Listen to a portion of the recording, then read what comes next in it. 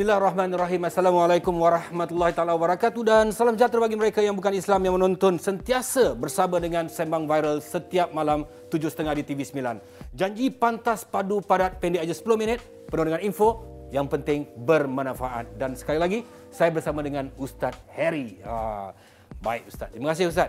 Banyak masalah-masalah Ustaz. Mana-mana masalah tu nampak simple Ustaz. Tapi bila kita sembang viral ni, ialah saya pun banyak belajar Ustaz kan. Nak tahu tentang kehidupan, nak tahu nak menyelesaikan masalah. Jadi dalam kehidupan kita takkan lari pada masalah. Masalah tu adalah salah satu benda yang maknanya Allah sedang memberikan pengajaran pada kita. Tapi kadang-kadang Ustaz, ada masalah tu Ustaz sampai jadi buntu Ustaz kita nak selesaikan. Dan ada saya dengar kadang-kadang ada orang agama Ustaz cakap, dia kata kalau dah buntu sangat, dia kata buatlah solat istikharah. Boleh tak Ustaz terangkan solat istikharah ni boleh buat suka-suka hati ke, macam benda-benda yang betul-betul ke, macam mana Ustaz? Dalam konteks solat istikharah ni sebenarnya bang, saya rasa nak betulkan sikitlah pemahaman masyarakat kita bahawa solat istikharah sebenarnya bukan hanya ketika kita buntu.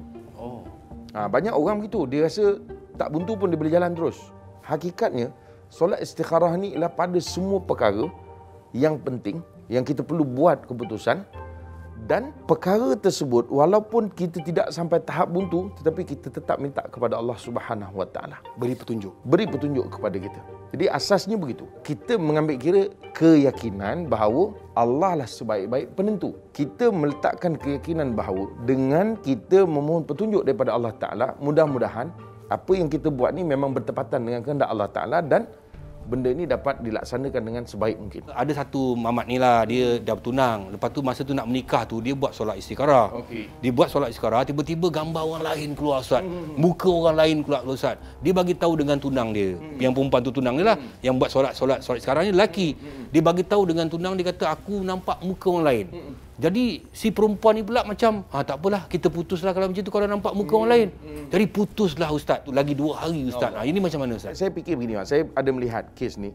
Saya fikir kemungkinan perempuan ini juga ataupun ada sebahagian orang, dua-dua pihak, lelaki baik, perempuan baik, dua-dua pemahamannya mesti kalau istikharah ni muka aku, muka engkau. Itu yang dia fikir, dia faham gitu. Ini tidak mesti begitu, tidak mesti. Saya kata tidak mesti. Yang pertama. Yang keduanya, ada orang fikir pula, bila dengan nampak muka aku, muka engkau dan tak nampak muka aku, tak nampak muka engkau, maka kalau kita terus ni bahaya. Ada orang fikir begitu. Hakikatnya dia bukan mesti begitu. Boleh jadi engkau mimpi engkau berada di taman bunga, engkau berada di tempat yang menggembirakan kau. Engkau mungkin nakkan satu petunjuk pada Allah Ta'ala, tapi Allah berikan satu isyarat saja. Bukan mesti muka. Dan dia kata, kalaulah muka ni mesti jadi syarat, apa berlaku kalau sekiranya orang ini, contoh bang, yang dia nak kahwin ni mungkin melalui jodohnya melalui ayah dia. Dia kata, cubalah kau tengok, mana tahu rezeki kau, ini kau punya pasangan. Dan dia tak rajin jumpa, bahkan mungkin sekali itulah yang ditunjukkan. Tapi dia mungkin hari-hari dia berjumpa dengan orang muka macam ada,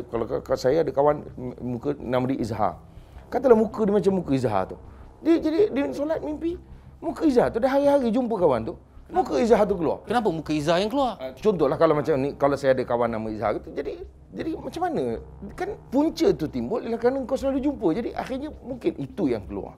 Jadi tak kena.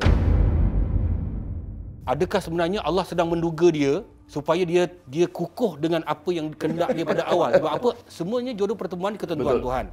Dia dah minta. Ikatan tu akan bermula lagi 2 hari. Betul. Tiba-tiba Allah nak duga tentang hati dan perasaan dia. Dan satu lagi bang, orang nak istikharah ni bukan nak majlis besok. Istikharah sejak daripada awal lagi. Kerana pertunangan tu ialah perancangan untuk menikah. Ini saya punya imaginasi. Dia menjadikan alasan Ustaz kerana dia nak menikah lagi 2 hari, sedangkan dia ada awet ataupun girlfriend lain. Dan dia menjadikan solat istikharah itu sebagai alasan. Dia menggunakan benda ni untuk memutuskan. Dan kalau dia betul menggunakan istikharah itu sebagai alasan, apa hukum dia Ustaz? Tentulah berdosa. Sebab apa? Dia menipu. Menipu dan ibarat menggunakan nama Allah. Dia menipu dengan nama Allah tadi. Kacau ni Ustaz.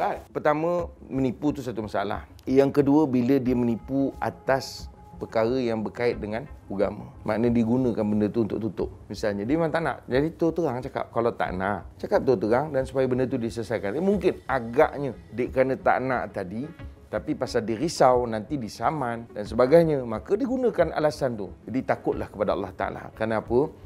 Pertama, kita menyusahkan orang. Yang keduanya, kita memberi gambaran buruk kepada agama.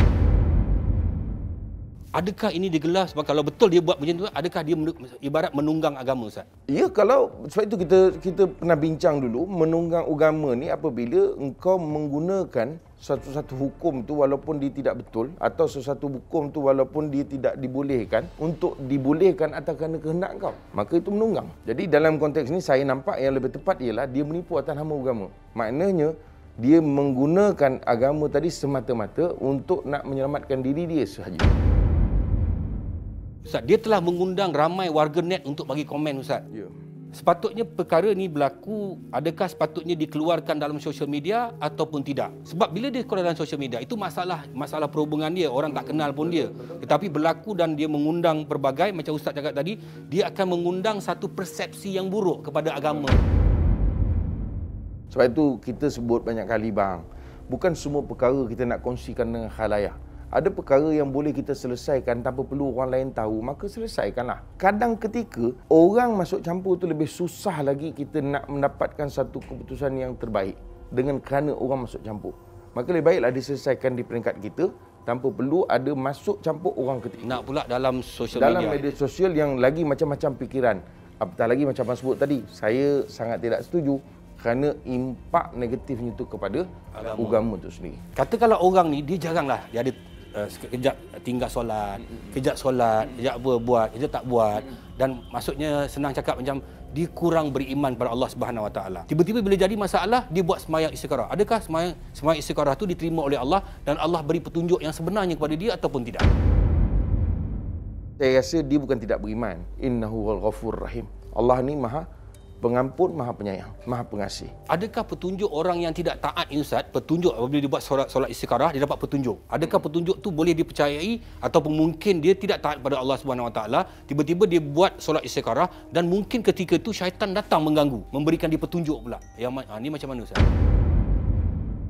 Saya sebut gini je, hatta orang yang taat pun belum pasti bahawa petunjuk tu ataupun apa yang dia rasa itu betul. Hatta orang yang taat sekalipun. Kerana kita kena bezakan soal petunjuk ni, ya, dalam konteks yang kita nak ni bagaimana. Kalau kita kata kita nak petunjuk tu mungkin dalam bentuk mimpi, dalam bentuk, saya rasa dia bukan mesti begitu. Sebab itu saya kata tadi, dalam konteks nak menentukan istikharah kita ni tepat atau tidak, boleh jadi. Sebagaimana kalau boleh saya petik guru kami Syekh Muhammad bin Said Hawa. Dia seorang anak ulama yang hebat dan dia juga seorang ulama hadis yang juga hebat, seorang profesor. Dia kata apa? Boleh jadi ketika engkau beristikharah, Allah memudahkan urusan kau. Jadi dalam konteks memudahkan urusan kau, di mana syaitan nak masuk celahnya? Betul tak? Kerana nak memudahkan ini kan kerja Allah Ta'ala. Berserah kepada Allah Subhanahu Wa Taala itu ada cara dia. Bukan sesuka hati kita untuk kita serahkan diri kita kepada Allah Subhanahu Wa Taala, kerana kita juga kena tahu apa yang perlu kita minta dalam istikharah itu.